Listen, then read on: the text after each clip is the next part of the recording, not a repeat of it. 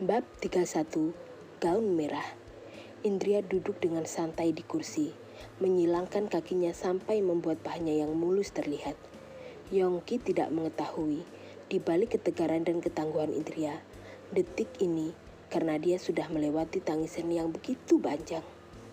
Sedangkan Yongki yang duduk berhadapan hanya bisa menelan ludah, sangat menginginkan untuk menyentuh, tetapi tidak berani bergerak.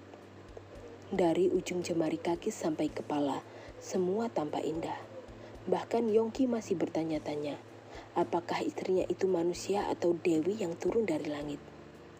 Indria, aku minta maaf atas segala kesalahanku padamu. Aku akan berubah. Semua yang kamu inginkan dan semua yang kamu katakan akan aku penuhi. Apapun yang kamu minta, akan aku patuhi. Ucap Yongki memohon dengan tatapan penuh harap.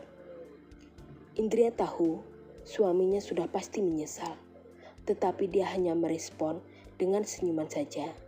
Hal itu justru membuat Yongki takut. Indria, kenapa kamu tidak menjawab apa-apa? Apapun hukuman kamu, aku terima. Asal kamu tidak minta cerai.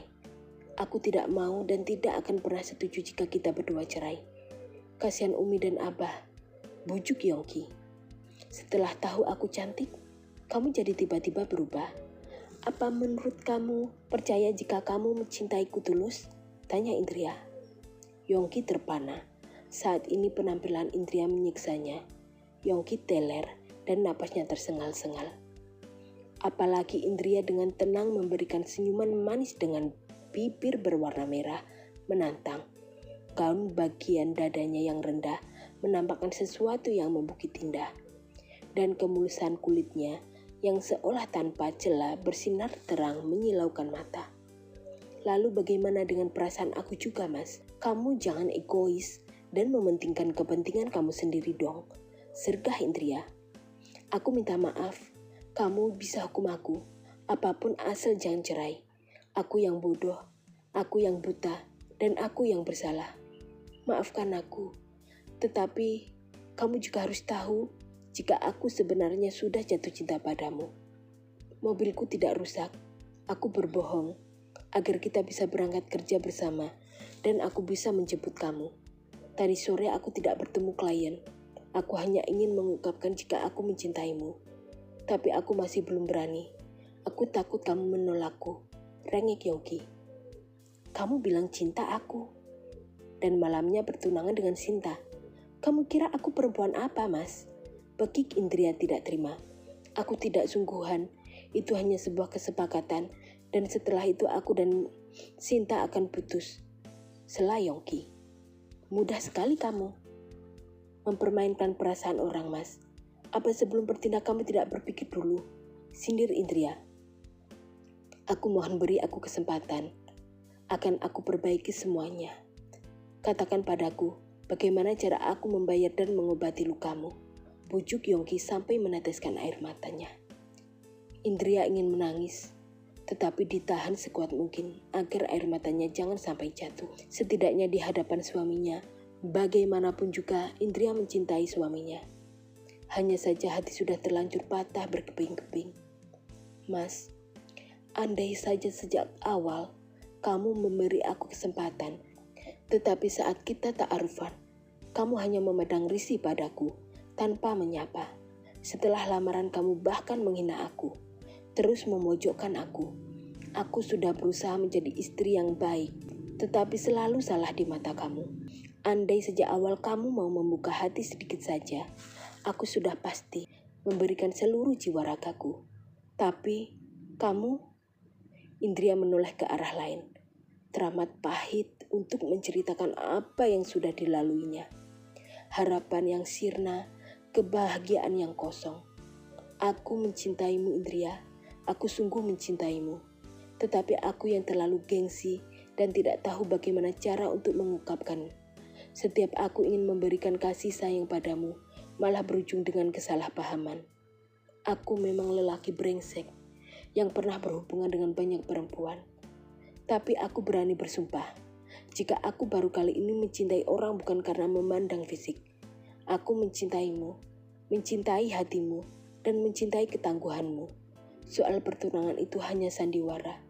Sinta setuju, aku putuskan asal aku menyelamatkan nama baiknya. Jelas Yongki panjang lebar, tak ingin kehilangan kesempatan sedikit pun. Indria tertawa, merasa menjadi orang bodoh jika percaya pada suaminya. Bilang sandiwara, tetapi sampai dibuat story dalam WA. Aku lelah mas, aku ingin istirahat dan aku sudah kedinginan memakai pakaian seperti ini. Sela Indria, tapi kamu belum memberikan jawaban apapun, sela Yongki panik. Berikan waktu aku semalam, besok akan aku beri jawabannya, balas Indria berlalu pergi. Yongki ingin mengejar, tetapi kakinya serasa dipatri ke bumi. Entah kenapa dia begitu takut, seperti dia ingin kehilangan nyawanya sendiri. Kemudian Yongki langsung keluar naik taksi. Dia menuju ke Miftah untuk meminta bantuan. Dia merasa curiga, kenapa Abah dan istrinya bisa tahu soal pertunangan itu. Dan juga Yongki ingin menghentikan penyebaran video mengenai sang istri yang tidak berjilbab. Lagian jika di rumah Yongki sudah yakin tidak akan bisa tidur dan malah frustasi. Sampai kamar, Indria langsung berganti pakaian dan menghapus make up-nya.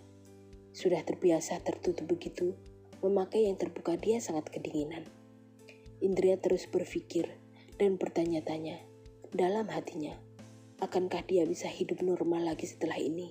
Dia bisa merasakan jika suaminya memang sudah mulai mencintainya. Tetapi Indria belum yakin jika cinta sangat suami sedalam yang dikatakan. Masih ada perasaan takut jika kelak suaminya mengulangi kesalahan yang sama. Mas, jika kali ini tidak aku beri pelajaran, maka kedepannya kamu bisa menyepelekan aku dan dengan mudah mengulangi kesalahan yang sama. Batin Indria. Kemudian Indria mengemasi barangnya. Dia hanya ingin sementara waktu menyendiri dan menenangkan hatinya sendiri. Dia butuh waktu untuk memulai semua dari awal. Indria ingin jalan-jalan keluar kota. Sudah lama sekali dia tidak healing dan ingin membahagiakan dirinya sendiri. Sebelum itu Indria menelpon Abah dan Uminya untuk meminta izin agar kedua mertuanya yang sudah dianggap sebagai orang tuanya itu tidak khawatir. Ghazali dan Fatimah tentu saja setuju.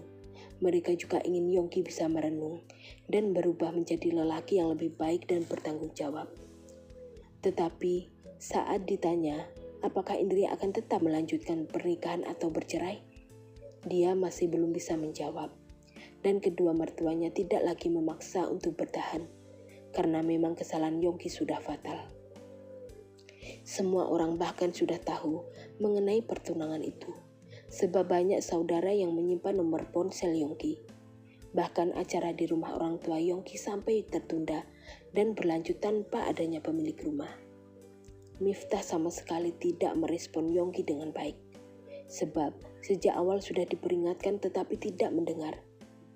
Miftah, menurut kamu siapa yang sudah memberitahukan pertunangan palsu aku dengan Sinta? Tanya Yongki penasaran. Bukannya itu dirimu sendiri? Ejek Miftah. Apa maksud kamu?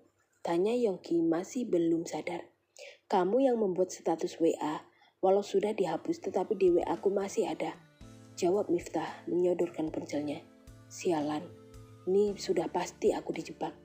Siapa yang telah berani melakukan ini? Bekik Yongki emosi. Sudah pasti Sinta. Bodoh sekali kalau kamu sampai masih bertanya-tanya. Sergah Miftah kesal. Yongki terdiam. Dia sendiri tidak berani menyalahkan Sinta. Sebab sudah pasti mantan kekasihnya itu juga patah hati yang teramat dalam. Pantas saja tadi Indria tertawa saat aku jelaskan. Dia pasti mengira akulah yang membuat status. Wanita bodoh. Juga tidak akan percaya perkataanku kalau begini. Batin Yongki emosi. Kamu sungguh tidak tahu malu, Yong. Jika aku jadi Indria lebih baik cerai dan memilih lelaki lain yang jauh lebih baik. Umpat Miftah, ikutan kesal. Yongki terpuruk, bahkan sahabat dan kedua orang tuanya juga berkata seperti itu. Miftah, terserah kamu mau bilang apa, tetapi aku tidak akan pernah melepaskan Indria. Jawab Yongki lemas. Itu jika kamu beruntung. Jujur saja kalau kamu gagal, aku akan berusaha untuk mendekati Indria. Dan kamu menolong membersihkan video yang tersebar bukan karena kamu, tetapi karena Indria. Balas Miftah. Yongki kesal sekali dengan sahabatnya. Dia berniat meminta bantuan, malah Miftah secara terang-terangan mengajak saingan. "Aku mau pulang," sela Yongki marah. "Pulanglah, itu pun jika istrimu masih ada," tebak Miftah. Seketika Yongki panik. Dari senyuman istrinya tadi memang sangat mencurigakan. Yongki langsung mengambil mobil yang dititipkan pada Miftah dan pulang. Dan apa yang ditakutkan terjadi. Mobil istrinya sudah tidak ada lagi di garasi. "Ah!" Yongki menjerit sangat keras sampai membuat rumah yang di sekelilingnya pada keluar dan penasaran dengan apa yang terjadi. Yongki keluar dari mobil menangis histeris. Kakinya sangat lemas dan langsung rubuh. "Indria, jangan tinggalkan aku!"